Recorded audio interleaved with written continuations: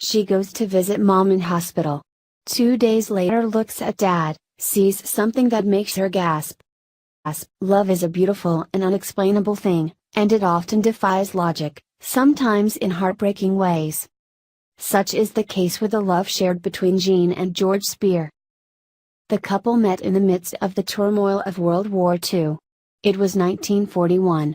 Jean was an 18-year-old English firefighter and air raid warden. George was a 21-year-old soldier from Canada. When George spotted Jean from across the room, he was instantly smitten.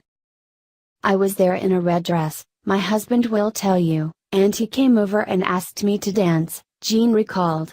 "He had his army boots on, but he could dance. And his rhythm was perfect. So we didn't dance with anyone else the whole evening." The lovebirds had a whirlwind romance and married the next year. Speaking of the tumultuous time, Jean said, "When you met a boy, you made the most of every moment because you just didn't know when or if you'd meet again.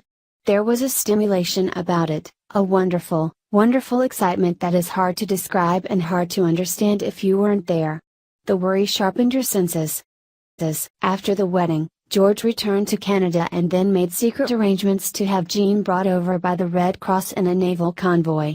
The couple eventually welcomed daughter Heather in 1947 and son Ian in 1950.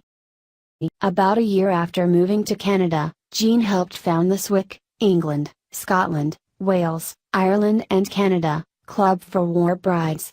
For her service, she was made a member of the Order of the British Empire by Queen Elizabeth II in 2006. On August 22, the couple celebrated their 75th anniversary. In that time together they created an incredible legacy. Sadly, just a couple weeks later, Jean developed pneumonia.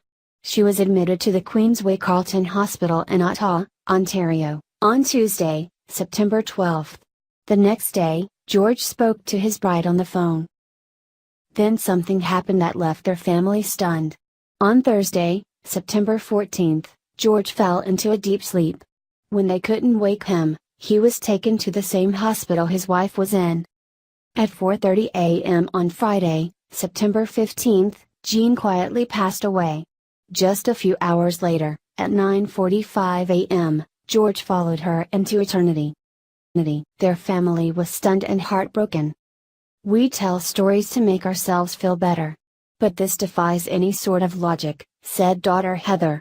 "We were overwhelmed by the suddenness of it." As much as they miss their parents, though, Heather and Ian know they left this world in the same way they lived in it, together.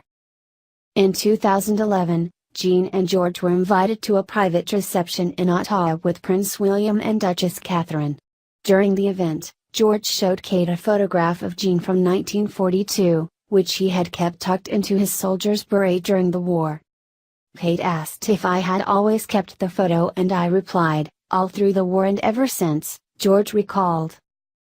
When asked about the secret to their wedded bliss after all their years together, Jean gave an answer that will serve as an inspiration to many today who hope to have a love like theirs.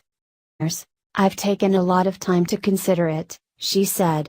"I realized when we met that we were on to a good thing. When we got married, we thought we were in heaven. Throughout our lives, the ups and downs, we know that together, we are a good thing. We recognize it and have never failed to acknowledge it."